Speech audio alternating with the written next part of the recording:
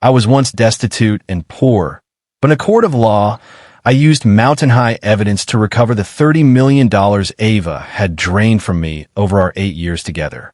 Her mansion and luxury cars were all auctioned off to settle her debts, while she knelt on the ground sobbing for me to stay. Yet she could not hold me back. I had long ago preserved every record of bank transfers and gifts because I had already seen through her facade of love that was built only on my wealth. This test of stage bankruptcy allowed me to see her true colors and awakened me from my past ignorance. After my supposed bankruptcy, the friends I had supported for years cut ties with me immediately and completely. My cousin Ethan and his family drove to the ancestral cemetery behind our hometown in Naperville that very night. Before the sun rose, they had dug up my parents' remains and tossed them onto the side of the road like common garbage. My business partner of many years only threw $200 at my feet when I finally swallowed my pride to ask for help. Even the girlfriend who had been by my side for 8 years walked away and threw herself into the arms of another man. To further humiliate me, she specifically sent me an invitation to her wedding with her new lover. At the wedding ceremony, she picked up the microphone in front of a ballroom full of guests. "James, I am pregnant," she announced to the crowd. "It is a pity that the child in my womb does not belong to you because it belongs to Duncan Sterling instead." The room suddenly became terrifyingly silent as every single person turned their gaze toward me at the same time. I stood up and forced a thin smile onto my face before I spoke. "I know everything, and this is exactly what I wanted. I simply wanted to see the entire world abandon me." A friend of mine lost his company that day, feeling crushed by the weight of 10 years of failed entrepreneurship. It was not until we were at a local diner that night that he finally broke down and cried uncontrollably. He cursed this miserable world while I sat beside him offering comfort, telling him that there are still many good and loyal people left in this life. The very next day, word got out that I had gone bankrupt. As the news spread that evening, I received a frantic call from a childhood friend back home. My cousin Ethan Miller and his family had gone to the cemetery and dug up my parents' remains. I was so furious that I felt like I was going to explode, so I drove through the night toward my hometown with Ava. At the Miller family burial plot, my cousin and his family had physically hauled my parents' coffins out and tossed them aside like refuse. I stood there in the dark, my entire body shaking with pure rage. I pointed a finger at my cousin and screamed, demanding to know what he thought he was doing. Over the years, he had grown incredibly wealthy by leeching off my company. Even when I knew he was embezzling corporate funds to buy his wife a new house and luxury cars, I had looked the other way. But now, I had to watch him and his wife standing over my parents' remains with cold smirks on their faces. My cousin let out a nasty snort and told me that this was his family's land. He claimed he had the right to decide who stayed buried there and who did not. I gave a bitter laugh and asked if he was simply taking advantage of my downfall. I asked if he was stepping on me now just because he thought I was penniless. Ava stood silently to the side, her expression so guarded and complex that I could not read her thoughts at all. My cousin's wife began to mock me, saying they were well aware of my financial ruin. She claimed to have heard that I owed the banks over $2 billion. She told me I should just go and kill myself already so that I wouldn't end up dragging my parents down with me. I stared at them in total disbelief because I never imagined the first people to repay my kindness with such hatred would be my own relatives. My eyes were bloodshot as I roared that I would kill anyone who dared to touch my parents' remains again. My cousin's parents rushed forward with heavy pipes and began to beat me until my head was gashed and bleeding. In a fit of senseless rage, my cousin Ethan grabbed a curved blade and started hacking wildly at my parents' coffins. They outnumbered me, and I could not possibly defend myself, so I was left dazed and covered in blood after the family finished their assault. Later that night, I dragged my battered body to a childhood friend's house. I wanted to beg them to help me find a small plot of land where my parents could finally rest in peace. However, the moment they heard I was bankrupt, they became deathly silent and treated me with a coldness that felt like a brick wall. I dragged my injured body from house to house throughout the village, yet I was met with nothing but heartless rejection at every turn. Finally, It was a man named Tom Henderson, whose family had actually been at odds with mine for years, who saw my pathetic state and felt a moment of pity. He gathered a few men and helped me carry my parents' remains to his own family's burial plot. There, they assisted me in a hurried and somber burial. That night, I sat in the car feeling as if my heart had been physically torn from my chest, leaving me completely hollow. Ava, who was 3 months pregnant, did not offer a single word of comfort to me. After a long and heavy silence, she finally asked in a strange tone if I was truly bankrupt. I did not hide anything from Ava and explained the entire situation regarding my financial collapse. I told her that things would eventually get better, trying to comfort her just as much as I was trying to convince myself. I was terrified that Ava would leave me, and my hands were shaking as I gripped hers tightly. I promised her that I would find a way to borrow the money we needed. I begged her not to abandon me and swore that I would build my empire back from the ground up. My eyes were bloodshot, and I humbled myself to the very dirt at her feet. Ava simply pulled her hand away from mine and told me coldly that she was exhausted. She said I should only call her once we had made it back to the city. During the drive, I pushed through my physical pain and tried to make a few jokes to lighten her mood. Her only response was to snap at me, asking if I could stop being so incredibly annoying for just 1 minute. She told me she had no interest in talking because she only wanted to sleep. She told me that I nagged more than an old woman, and that my jokes were not even remotely funny. I was forced to pull the car over to the side of the road so I could hold her hand and apologize repeatedly. I told her I was sorry and confessed that I was simply terrified she would leave me now that the money was gone. I begged her not to be angry with me because I was genuinely frightened of the future. I told her that I had nothing left in this world and that if she abandoned me, I would not be able to survive. My desperate pleas seemed to vanish into thin air because she gave me no response at all. Even though I was still dizzy and aching from the beating my cousin had given me, Ava never offered a single word of sympathy throughout the entire ordeal. We arrived back in Chicago as dawn was breaking, and Ava stepped out of the car with a blank expression before walking away. Just before she reached the entrance of her building, she stopped and shot me a final look. She told me that I'd been an absolute embarrassment to her that night. I had not slept for 24 hours, so I spent my time calling every single person in my phone contacts.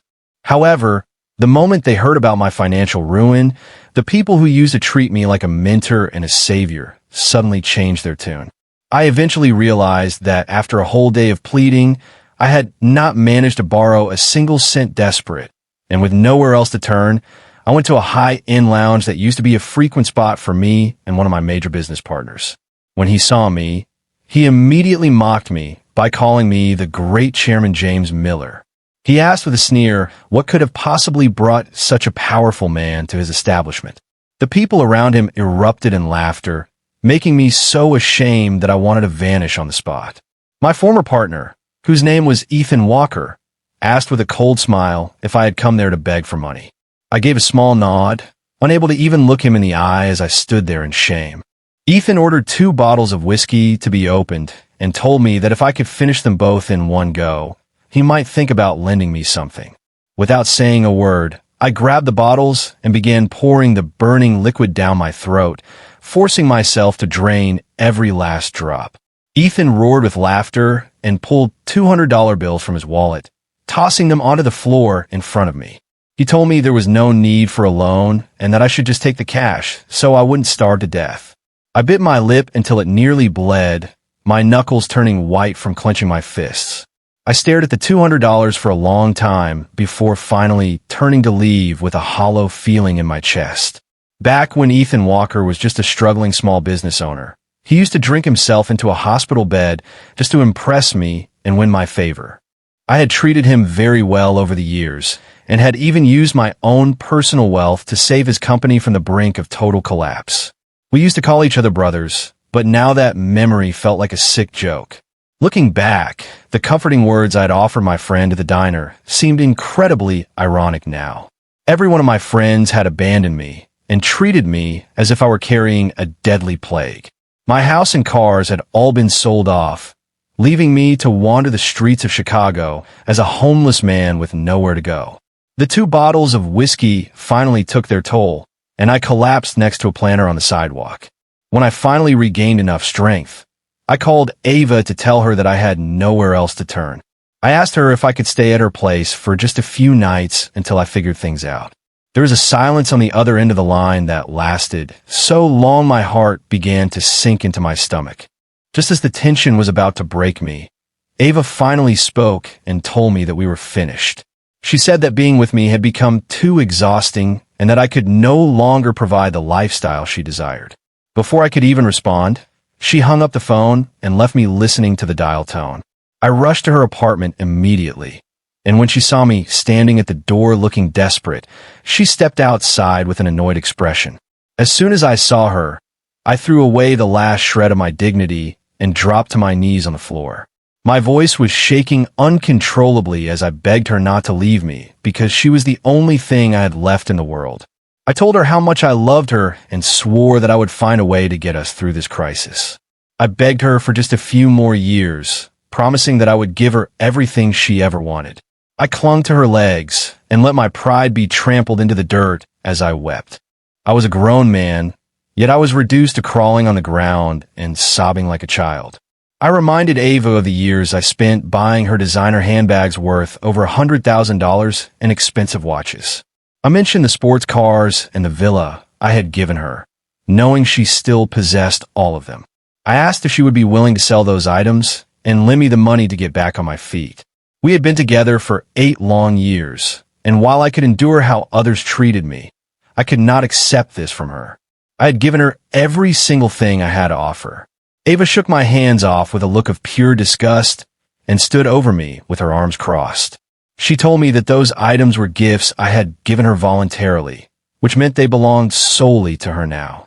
She asked why she should have to sell her belongings just to gamble on a man with no future. She claimed that she had already wasted 8 years of her youth on me and begged me to just let her go. Our shouting soon brought her parents out of the house, and I saw a man standing beside them.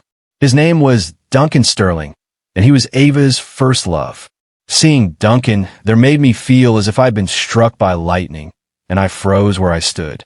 Ava's father told me that his daughter was finished with me and warned that if I ever bothered her again, he would personally break my legs. The man who used to be so welcoming and kind to me was now brandishing a kitchen knife and screaming insults.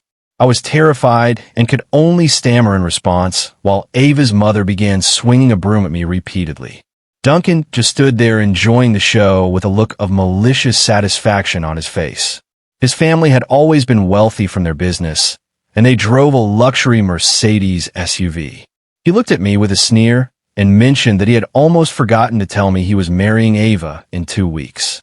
It was then that I realized Ava had likely been seeing Duncan Sterling behind my back for quite some time. Even as I begged for mercy, Ava just watched with a look of utter contempt and told me that I looked like a pathetic dog that night. Her father added that it was a blessing his daughter had finally left me, and he continued to insult me until I felt worthless. I was trembling as the crushing weight of being abandoned by the entire world settled over me while I knelt there alone. I reminded them that I'd spent nearly $10 million on their family over the last 8 years. I told them that I had given Ava my entire life and that even without money, we were still human beings who needed to survive. Before I could finish, Ava stepped forward and slapped me across the face. She screamed at me to stop embarrassing her and declared that she no longer loved me. She said Duncan could provide the life she wanted while I was now completely useless to her. She asked if I expected her to support me for the rest of my life since I could not even afford a single meal now. Finally, Ava's parents physically kicked me away from their doorstep and back onto the street. I was left with only $50 in my pocket, so I went through my contacts and called every person I knew. Not a single person was willing to lend me even $500 to help me get by. Over the next few days, the remaining equipment in my office was hauled away, and the debt collectors never stopped calling my phone. 2 weeks later, Duncan and Ava actually went through with their wedding. To rub salt in my wounds, he sent me a photo of the wedding invitation he had custom made for me. They had spent over $2 million on the lavish ceremony. I still could not let go, so I gathered my courage and went to the hotel where the reception was being held. I still loved Ava even after everything, and a small part of me held on to a final shred of hope. As soon as I entered the ballroom, every head in the room turned to look at me. People began whispering, asking if that wasn't the bankrupt James Miller. They wondered where I got the nerve to show up at such an event. They joked about how entertaining it was to watch a man see his girlfriend of 8 years marry someone else. I pretended not to hear the insults and walked straight toward the stage. Amidst the noise of the crowd, I reached out and grabbed Ava's hand, begging her to leave with me. To my horror, she violently yanked her hand away and slapped me hard in front of all her guests. She mocked me by asking who I thought I was to show up there. She told me that a penniless loser like me was worth less than a stray dog, and she couldn't believe I had the audacity to try and ruin her wedding day. This prompted the audience to burst into a cruel laughter. Someone in the crowd shouted for me to stop humiliating myself and to realize that I was a nobody. They laughed at the idea of a man like me trying to steal a bride from a man like Duncan. Ava's parents then rushed onto the stage and began pushing and kicking me. Her mother sneered and asked if I had even looked in a mirror lately to see what a wreck I was. At that moment, Ava looked at me with pure mockery in her eyes and said she had forgotten to mention something. She told me she was pregnant and that the child was Duncan's rather than mine. The moment those words left her mouth, my head began to throb and I stumbled backward, nearly collapsing. I slowly closed my eyes for a moment while the crowd watched me. When I opened them again, I forced a small and bitter smile onto my face. I noted that when I was wealthy, the entire world seemed to revolve around me. Now that the money was gone, I was considered lower than a dog in their eyes. I mentioned how my own cousin Ethan Miller had desecrated my parents' remains and how all my friends had vanished. I spoke about how even the woman who had been with me for 8 years had betrayed me without a second thought. The ballroom went incredibly silent as I spoke, and tears began to stream down my face uncontrollably. In that moment, my heart felt like nothing but cold ash. Ava's mother told me to get off the stage and accused me of only harassing her daughter because I wanted money. She pulled a stack of bills from her purse and threw them at me with all her might. About $1,000 in cash scattered all over the floor around my feet. I didn't even glance at the money on the floor as I looked up at Ava. I asked her if our entire 8-year relationship had really been built on nothing but my wealth. Ava just smirked and asked if I even had a single dollar left in my pocket right now. I gave a bitter laugh as I looked around at the crowd before quietly stating that I was not actually bankrupt. Ava didn't seem surprised at all and instead mocked me for trying to use such a pathetic lie to win her back. She reminded me that my company was empty and that my house and cars were long gone. She asked how I could even stand there and make such a claim. Finally, she told me to stop standing around and to get out of her sight immediately. Before I could even exit the hotel, my cousin and his family came rushing in looking stressed and disheveled. As soon as his wife spotted me, she began to scream. She told everyone she knew I would be pathetic enough to show up at Ava's wedding. Ethan Miller marched up to me and grabbed my collar, growling that our business was not finished just because I had gone bankrupt. He reminded me that he still held a 5% stake in my old company. He claimed those shares were worth $20 million back when the business was at its peak. He demanded that I pay him his money right then and there. Under the watchful eyes of the guests, I looked at my cousin and calmly reminded him of the time when I was first starting out. Back then, his entire family was being crushed by over $2 million in gambling debts he had racked up. I told him that I was the one who used my own money to pay off his debts. I reminded him how he and his parents had come to my office and knelt on the sidewalk. They had begged me to give him a job and a second chance at life. I pointed out that the 5% stake he held had been a gift from me. Over the years, he had embezzled corporate funds to support his lavish lifestyle and buy luxury items for his wife. Every time he created a financial mess, I was the one who stepped in to cover it with my own cash. I turned to Ava's family and asked them what I had received in exchange for all the designer bags, watches, cars, and the mansion I had provided. Ethan's mother just gave a cold laugh and told me that it was my own choice to spend that money. She said I had nobody to blame but myself for being so incredibly stupid. Ethan suddenly punched me in the face and knocked me to the ground. He used his heavy frame to pin me down and pressed his boot firmly onto my face. His parents joined in, pinning my arms and legs so that I couldn't even move a muscle to defend myself. Ethan wasn't finished and screamed that his 5% was worth $20 million. He demanded every cent and threatened that he knew exactly where I had reburied my parents. He swore that if I didn't pay up, he would go back to the village and dig up their remains to feed to the neighborhood dogs. His parents stood by laughing with cruel satisfaction while Ava watched the entire scene with her arms crossed, looking quite pleased with the entertainment. Ethan's mother suggested that they should strip me of anything valuable I had left and sell it to pay off my supposed debt to them. I struggled with everything I had, but I could not break free from Ethan's boot on my face. Duncan stood nearby laughing and said that even if they beat me to death, they wouldn't be able to shake a single penny out of my pockets. Ethan gave a cold laugh and told me it was fine if I didn't have the money. He reminded me of how proud I used to be and told me that if I crawled between his legs right now in front of everyone, he would consider the matter settled. In that moment of rage, I managed to break free from their grip and threw a desperate punch straight into Ethan's face. I landed one solid hit, but before I could swing again, he countered with a heavy blow that sent me crashing back to the floor. Blood began to pour from a gash on my head as Ethan continued his brutal assault. I curled into a ball to protect myself, but his wife and parents quickly joined in, raining down kicks and punches like a storm. Within minutes, I was lying in a pool of my own blood and struggling to breathe. Ava watched the entire thing and simply told them to drag me outside so I wouldn't ruin her wedding venue with my blood. They threw me into a car and dumped me at the entrance of a nearby hospital. The nurses rushed me inside, but by then my face was so badly beaten that I was almost unrecognizable.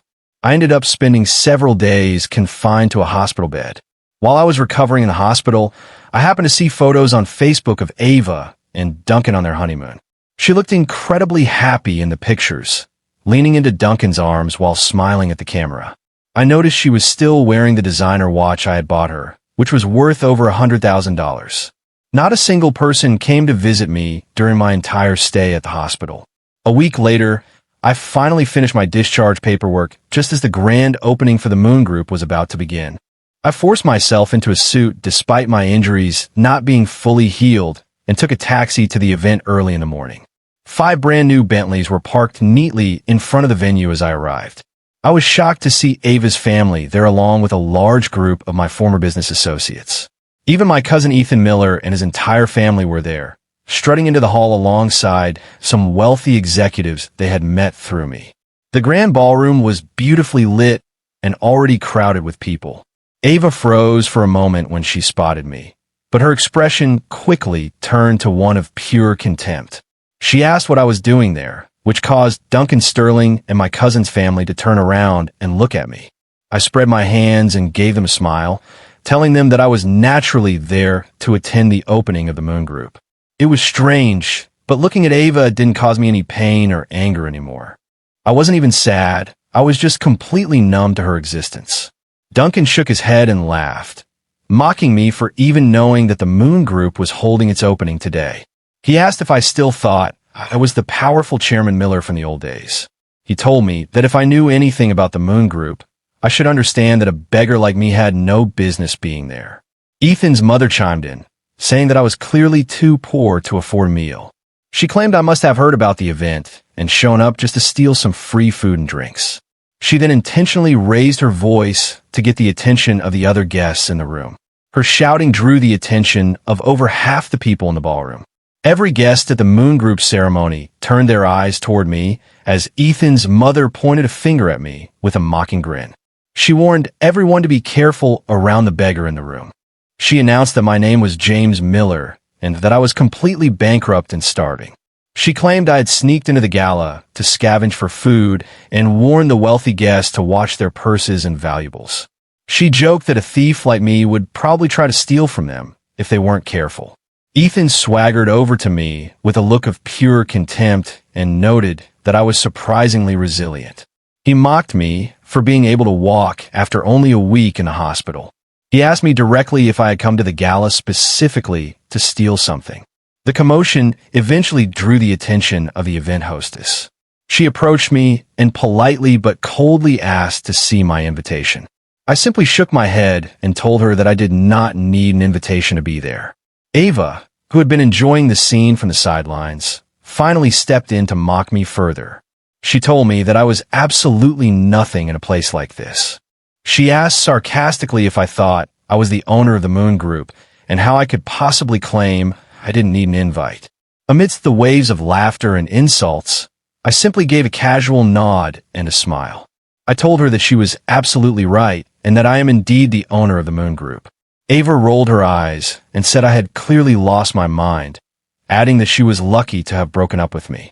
Ethan laughed at the ceiling and told me that if I were the owner of this group, then he must be Jesus Christ.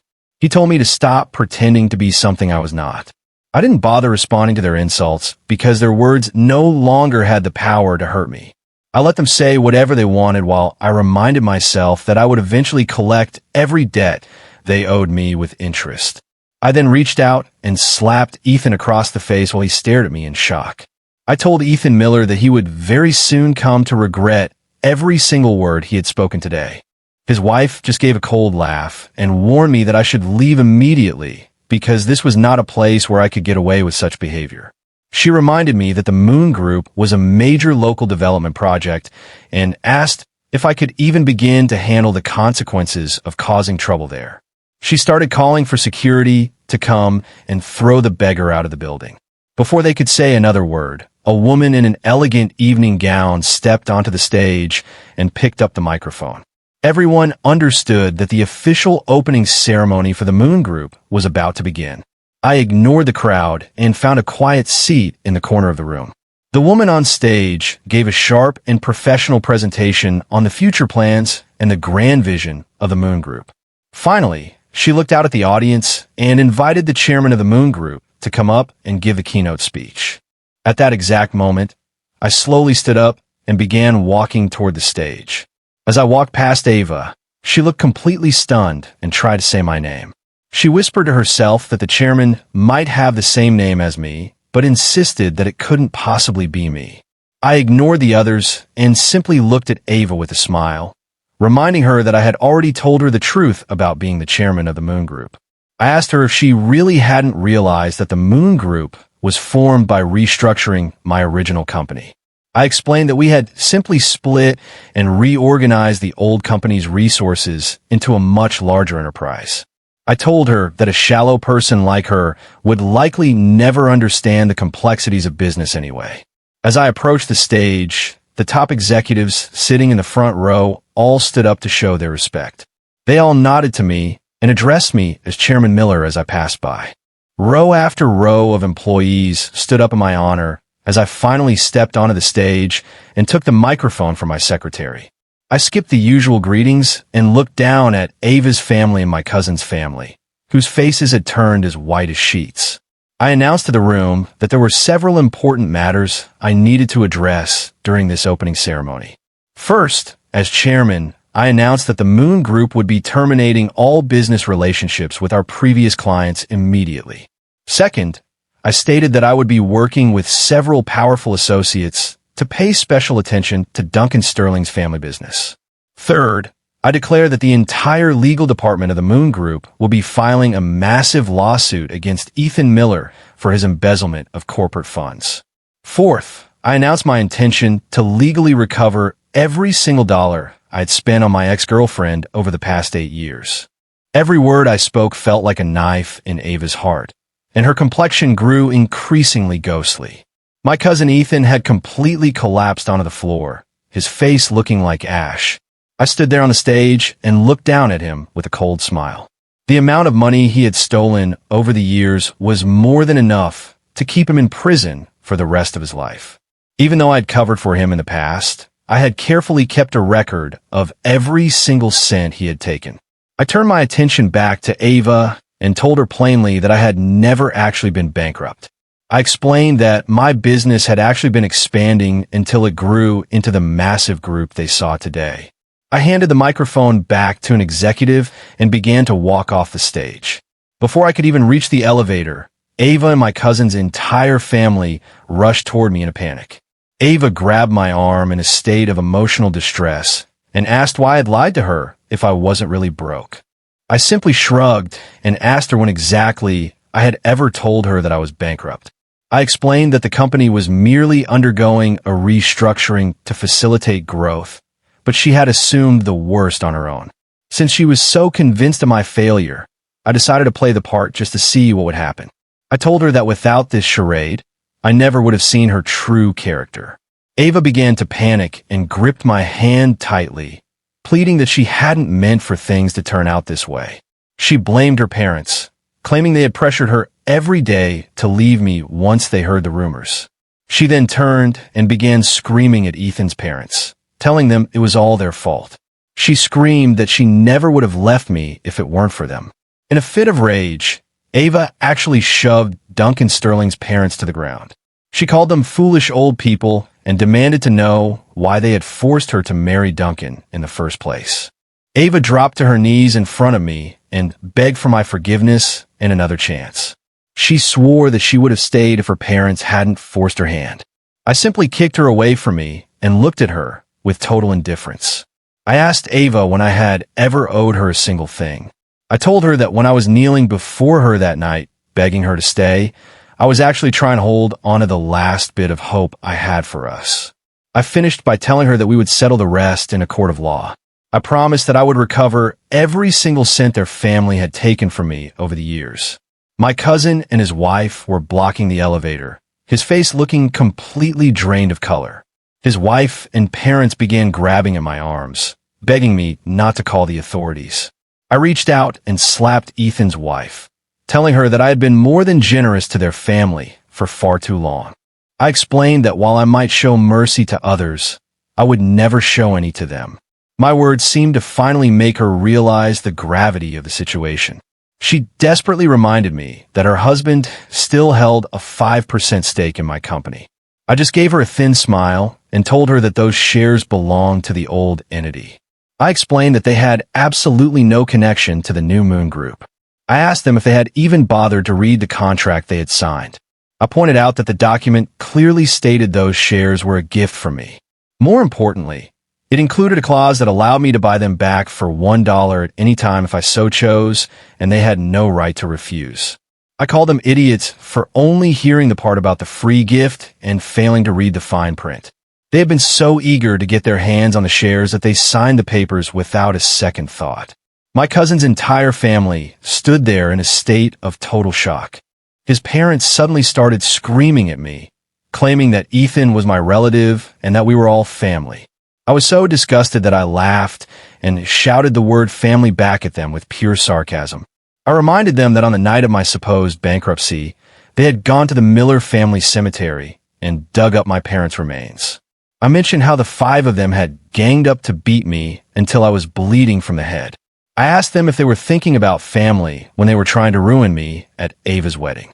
I knelt down and delivered another hard slap to Ethan's face, telling him that the $12 million he stole was enough to earn him a very long prison sentence. I told him he was trash and promised that even if I truly had nothing, I would spend the rest of my life making sure his family never knew peace again. As I turned to leave, Ava lunged forward and grabbed my ankle, sobbing that she was wrong and that she knew it now. She desperately promised to abort the child and divorce Duncan if only I would forgive her. She even swore to cut all ties with her parents right then and there. I looked down at her and sneered, telling her that she was the kind of person who only used others to climb higher. I asked her why she was bothering to come back now that she knew the truth. I told her that looking at her made me feel physically sick and that I couldn't imagine a more worthless woman. I told her to get ready to sell her house and cars before kicking her away one last time and stepping into the elevator. It wasn't long after that the police arrived at the venue and took Ethan Miller into custody. It was true that I had sold my original house and cars, but only because I wanted to upgrade to a much larger mansion and more luxurious vehicles. Through this entire ordeal, I finally managed to see the true reality of human nature. I met my friend by one of the Bentleys, the same one who had suffered through a business failure with me. He looked at my prematurely graying hair and joked that I managed to look even worse than he did. He asked if this meant he had finally won our little bet. I gave a small nod and conceded that he had indeed won. My friend sighed and remarked that our wager didn't seem to have much meaning in the end. I disagreed, telling him that it meant everything to me because it allowed me to see the truth about the people in my life. I admitted that the idea for the ruse had been a spontaneous thought during the company's restructuring, and I never expected that the experiment would result in such a devastating loss of faith in others. If I hadn't made that casual bet with him, I never would have faked my downfall or seen the true faces of those around me. I realized that the people who had surrounded me for years were only there to slowly drain me of everything I had. The following day, Ethan's wife and parents found my new estate and knelt at the front gate, sobbing and begging me to show Ethan some mercy. They cried as if they were genuinely remorseful, repeatedly hitting their heads on the pavement as they begged. I stood at the floor-to-ceiling window on the second floor and watched the scene with mild amusement, knowing that they were only allowed near me when I was useful to them, but now they didn't even have the right to be in my presence. My heart had grown colder and far more ruthless than it ever was before. Once I had seen enough of their pathetic display, I called the estate management and told them to have security remove those pests from the property immediately. The legal department of my company was incredibly efficient, and they submitted the full file of evidence against Ethan the day after his arrest. Because the evidence was so overwhelming and the trail was so clear, the typical recovery procedures weren't even necessary. After being held for nearly a week, my cousin was formally charged in a court of law. Ethan had embezzled a total of $12 million, which was a massive sum involving malicious intent. The judge sentenced him to 12 years in prison without the possibility of an appeal and ordered the seizure of all his illegal assets. Since he couldn't produce the cash, he was forced to sell his home and vehicles to cover the judgment. Everything happened so quickly that he never had a chance to hide his assets, and the court froze all his bank accounts and real estate holdings. In a desperate attempt to win me back, Ava actually had a falling out with her parents and cut ties with them completely. Her parents disappeared from public view, but Ava began waiting outside my new villa every single day regardless of the weather. No matter how many times I told her to leave, she refused to budge. I blocked her number and deleted her from my iMessage contacts, yet she continued to stand outside my gate and scream for my attention. She kept crying that she was sorry and shouldn't have listened to her parents when they told her to leave me. She begged me to remember our 8 years together and asked if I could really just throw it all away. I finally reached my breaking point with the noise and opened the main gate of the villa. Ava immediately tried to lunge forward and push her way inside, but I held up a hand to stop her. I told her that I had never realized just how incredibly shameless she could be. I asked her what she thought her status was and told her that someone like her had no right to step foot inside my home. Ava grabbed my hand with a death grip and begged me for one more chance, promising she would make it up to me 1,000 times over. She told me that she had already terminated her pregnancy and cut all ties with her family just for me. She claimed that if I didn't take her back, she would be left with absolutely nothing in the world. She asked if I could really stand to watch her freeze to death on the streets of Chicago. I violently shook her hand off and told her that her life was no longer any concern of mine. I told her that she was nothing more than a two-faced and lowly person who didn't even deserve the right to stand in my presence, much less speak to me. I informed her that Ethan Miller was already behind bars and that she was the next person on my list. Ava's face turned completely white as a look of total despair washed over her. I then pulled out my phone and dialed the police right in front of her. I told the operator that there was a suspicious woman who had been loitering at my gate for days and that I suspected she was scouting the house for a robbery. The police arrived and took Ava away while her legal case continued to move forward through the system as planned. I knew that all the large transfers of cash and the expensive gifts I'd given her were legally considered gifts made in contemplation of marriage. Even without a formal written agreement, the law was on my side in recovering them. I spent several days meticulously documenting every single gift I had given to Ava over nearly a decade. The total value of everything came to more than $30 million. This included the $15 million villa she was living in and a fleet of luxury cars worth another $10 million. Ava had not contributed a single penny to any of these assets from start to finish. It was absurd to think that she had the nerve to demand things from me while I was pretending to be bankrupt. The court quickly processed the lawsuit and scheduled a trial date. As the plaintiff, I presented a mountain of evidence, including every single bank record and original invoice for the luxury items and properties.